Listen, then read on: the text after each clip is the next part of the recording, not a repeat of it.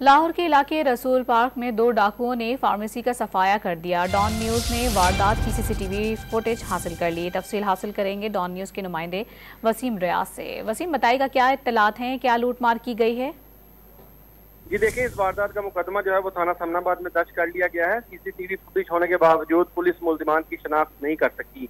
ये फार्मेसी है जहां पर ये डकैती की वारदात हुई और जो सीसीटीवी फुटेज डॉन न्यूज़ ने हासिल किया उसमें देखा जा सकता है कि 2 डाकू जो असला समेत जो है वो इस फार्मेसी में दाखिल होते हैं और फार्मेसी में मौजूद जो अमला है उसको यरगमाल बनाकर लूटमार जो है वो शुरू करते हैं। एक डाकू कैश काउंटर के पास जाता है और वहां से 1,41,000 रुपए जो है नकदी, वो मोबाइल फोन और अद्वियात भी जो है वो लूटते हुए डाकू नजर आते हैं। डाकू वारदात करने के बाद वहां से आसानी फरार हो जाते हैं।